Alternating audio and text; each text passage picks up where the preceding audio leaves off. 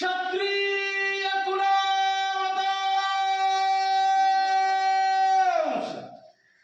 महाराजाधिराज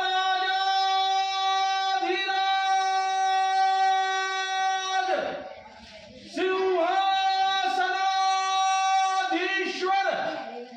राजा शिवछत्रपती की जय।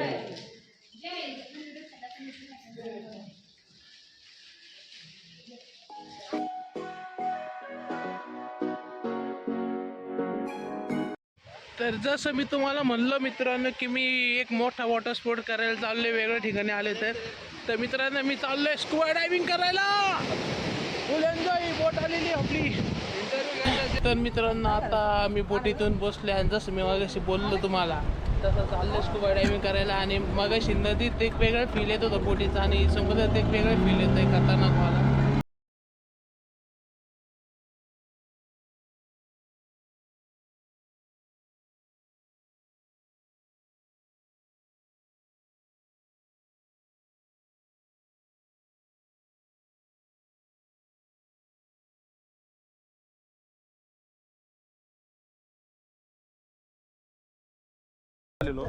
आणि हा आपला आहे इन्स्ट्रक्टर, हा जवळचा मित्र।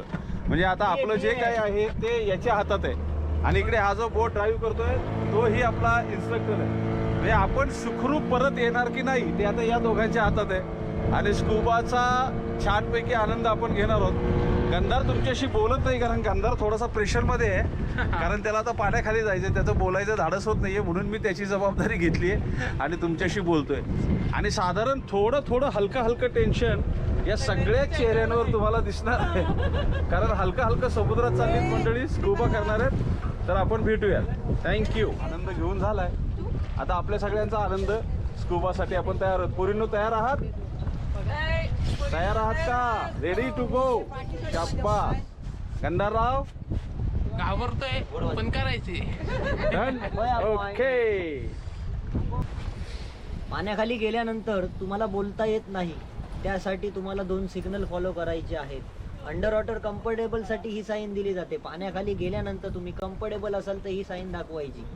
गाईड तुम्हाला 2-2 सेकंदाने फक्त साईन विचारत असतो, तुम्ही कम्फर्टेबल आहात का। प्रत्येकाने साईन लक्षात ठेवायची आहे। दुसरी साईन म्हणजे अप साईन, पाण्याखाली गेल्यानंतर तुम्हाला काही प्रॉब्लेम झाला, वरती यायचं असेल तर ही साईन दाखवायची आहे।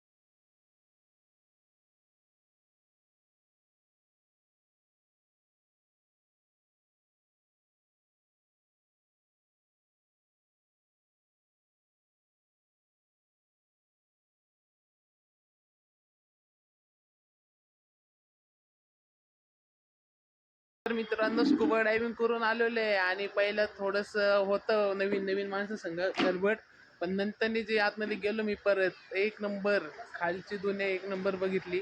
आणि आता इथं मस्त sunset. Next day. Good morning मित्रांनो, माझं नाव गंधार गायकवाड। आज मी तुमचं सरचं स्वागत करतो माझ्या यूट्यूब चॅनलमध्ये, ज्याचं नाव आहे पुणेकर गंधार। तर मित्रांनो जसं तुम्हाला माहिती आहे आपली गोवा ही सिरीज चाललेली आहे गोव्याची, आणि आज आपला शेवटचा दिवस आहे आणि आज चाललो होतो आणि आज काय करणार होतो ॲक्टिव्हिटी, पण मालवणमध्ये आलो, इथं आलो असं कळलं की इथंच छत्रपती शिवाजी महाराजांनी पाण्यात प्रथम बांधलेला किल्ला म्हणजे सिंधुदुर्ग तो इथंच आहे।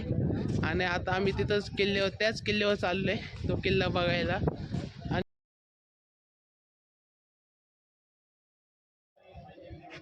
तर मित्रांनो आता लाईनीत येऊन उभं राहिलेलो आहे आणि तुम्ही मला बघू शकता सिंधुदुर्ग किल्ला आहे आणि तिथं आता बोटीने जायचे तिथे लाईनीला उभं राहिले. गर्दी आहे, जास्त गर्दी नाही आणि टोटल दोन तासाचा प्रवास आहे पूर्ण. आणि तर आता बोटीत बसलेले आहे, इथं पप्पा बसलेत मागे एकदम कोपऱ्यावर आणि आम्ही चाललोय किल्ल्यावर आणि एवढे जण आहेत आमच्या सगळं आणि मम्मी इकडे बसली एकदम घाबरून.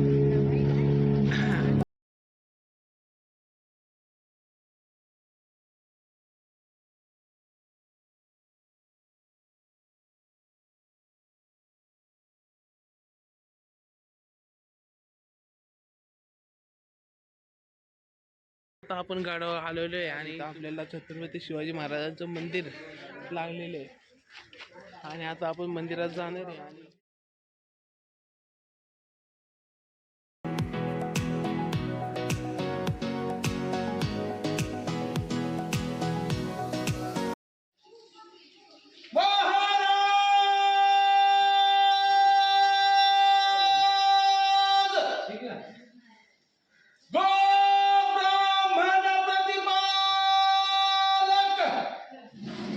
क्षत्रिय कुलावतांश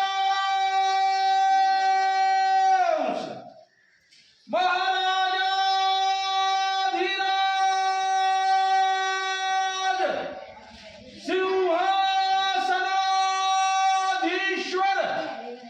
राजा शिवछत्रपती की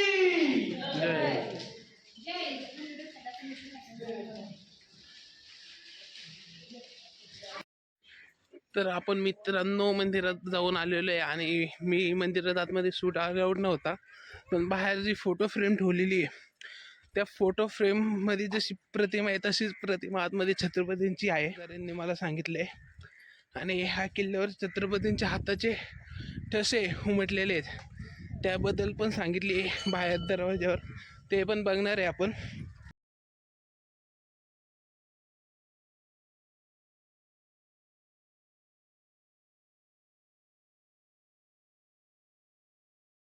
इतिहासामध्ये मानाने, स्वाभिमानाने, अभिमानाने घ्यायचं नाव म्हणजे छत्रपती शिवाजी महाराज. तर जगाच्या इतिहासात छत्रपतींना एवढा मान सन्मान, एवढा स्वाभिमान, एवढा आदर, एवढी भक्ती का आहे? तर छत्रपतींनी त्या काळात जो विचार केला होता तो आजच्या काळातले प्रशासक सुद्धा करत नाहीत. 1640 साली छत्रपतींनी समुद्रामध्ये आपला किल्ला असावा, आपलं आरमार असावं, आपलं सैन्य असावं याचा विचार छत्रपतींनी 1640 साली केला. आणि मग या ठिकाणच्या पाहणी करून अख्ख्या संपूर्ण कोकणपट्टीचा दौरा करून संपूर्ण कोकणपट्टीची पाहणी करून किल्ल्यासाठी हे योग्य ठिकाण त्यांनी निवडलं, जे मालवणपासनं किल्ल्याच्या आतमध्ये आहे. आणि इथल्या रॉकवर हा सिंधुदुर्ग उभा आहे. आता हा सिंधुदुर्ग बांधताना 3000 माणसांनी त्यावेळी अनंत यातनांचा सामना करून 3000 कामगार या सिंधुदुर्गाच्या बांधकामासाठी राबले, दिवस रात्र राबले आणि हा सिंधुदुर्ग किल्ला उभा राहिला. समुद्रमार्गे येणारे हल्ले थोपवण्याची शक्ती ही आरमारातच असू शकते आणि एक संपन्न आरमार तेव्हाच असू शकतं जेव्हा आपला एखादा बुरुज समुद्रामध्ये उभा असेल, आपला एखादा किल्ला समुद्रामध्ये उभा असेल. इतका पुढचा विचार करणारे राजे छत्रपती श्री शिवराय आणि त्यांच्या भूमीमध्ये आपण जन्माला आलो याचा नितांत गर्व, नितांत अभिमान आपल्या सगळ्यांना असायलाच हवा.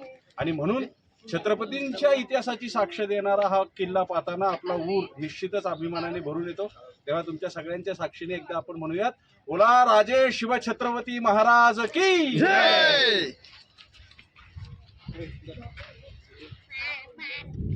तर आता सिंधुदुर्ग बघून आलो आणि जरा मार्केटमध्ये काजू मसाल्याची खरेदी केली.